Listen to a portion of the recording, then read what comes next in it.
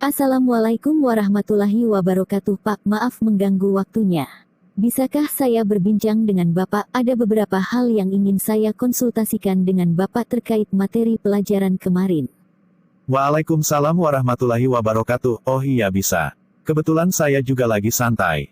Kita ngobrolnya di sini saja ya, sambil santai menikmati udara segar. Oh iya, apa yang ingin kamu konsultasikan? Iya Pak, terserah Bapak saja. Begini Pak, saya ingin berkonsultasi tentang materi pertumbuhan dan perkembangan yang terjadi pada makhluk hidup seperti yang telah Bapak jelaskan kemarin di kelas. Bahwa setiap makhluk hidup pasti mengalami tumbuh dan berkembang sebagai salah satu ciri makhluk hidup. Benar, setiap makhluk hidup pasti mengalami perubahan yang terjadi pada dirinya, baik itu perubahan fisik maupun non-fisik. Nah, perubahan-perubahan itulah yang kita sebut sebagai pertumbuhan dan perkembangan. Iya Pak, perubahan-perubahan yang terjadi tersebut seperti yang Bapak jelaskan di kelas dipengaruhi oleh faktor-faktor, baik yang berasal dari dalam tubuhnya sendiri atau faktor internal maupun yang berasal dari luar tubuhnya atau yang dikenal dengan istilah faktor eksternal. Benar sekali, secara garis besar, kedua faktor itulah yang mempengaruhi kehidupan makhluk hidup baik tumbuhan, hewan bahkan manusia. Kamu sudah pahamkan apa saja faktor-faktor tersebut atau bagaimana kedua faktor tersebut mempengaruhi makhluk hidup? Nah itu dia Pak yang ingin saya konsultasikan dengan Bapak. Untuk pengaruh faktor internal, seperti gen dan hormon sepertinya saya sudah paham dengan penjelasan Bapak di kelas. Faktor internal, yang meliputi gen dan hormon yang dihasilkan oleh tubuh tumbuhan, hewan dan manusia, dapat mempengaruhi morfologi, anatomi serta fungsi-fungsi fisiologi dari organ-organ tubuh makhluk hidup pada skala yang sulit untuk diubah, bukan begitu Pak?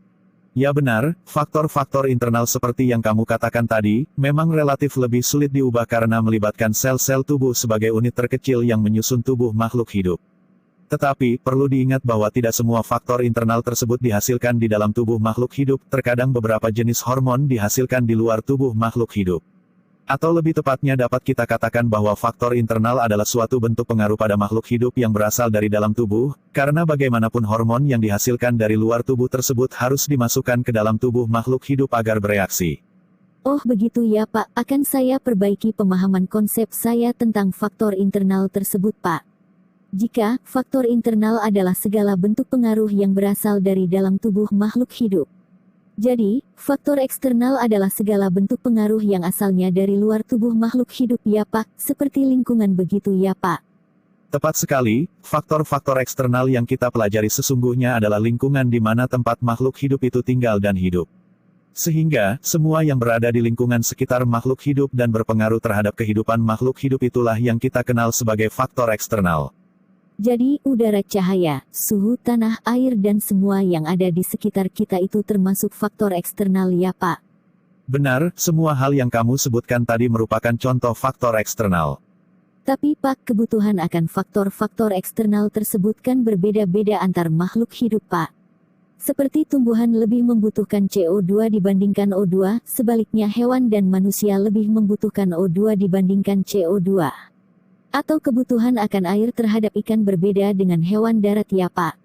Benar sekali, sepertinya kamu sudah memahami tentang faktor-faktor yang berpengaruh terhadap makhluk hidup. Tidak hanya faktor eksternal, faktor internal juga demikian. Kebutuhan dan kondisi faktor internal serta faktor eksternal antara individu makhluk hidup itu berbeda-beda. Perbedaannya, faktor internal relatif lebih sulit diubah dibandingkan faktor eksternal. Jumlah dan kadar gen serta hormon antar makhluk hidup itu berbeda, bahkan untuk makhluk hidup yang sejenis sekalipun. Itu pula yang menjadi penjelasan mengapa keadaan serta kondisi tubuh tiap makhluk hidup itu berbeda. Misalnya ada orang yang bertubuh tinggi, ada yang sedang-sedang saja bahkan ada yang bertubuh pendek. Ada yang berambut keriting, ada yang ikal dan ada yang lurus. Semua perbedaan tersebut dikarenakan perbedaan gen dan hormon yang ada pada tubuh masing-masing individu dan itu sulit untuk diubah. Berbeda dengan faktor internal yang sulit untuk diubah, faktor eksternal relatif lebih mudah untuk diusahakan diubah tergantung kebutuhan masing-masing makhluk hidup.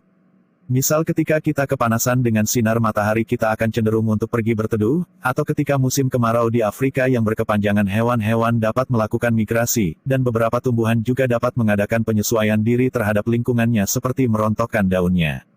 Terus bagaimana kita mengetahui seberapa besar makhluk hidup tersebut membutuhkan suatu faktor eksternal, Pak? Misalnya, Pak, seberapa banyak tumbuhan membutuhkan air? Dengan melakukan percobaan dan penelitian, Nak. Perlu kamu ingat bahwa seluruh ilmu pengetahuan yang dimiliki oleh manusia saat ini adalah hasil pengalaman, percobaan dan penelitian. Sehingga, untuk mengetahui jawaban dari pertanyaan kamu tersebut, jawabannya adalah dengan melakukan penelitian-penelitian dan percobaan yang nantinya akan menghasilkan data-data yang merupakan fakta yang dapat menjawab seluruh pertanyaan kamu tersebut.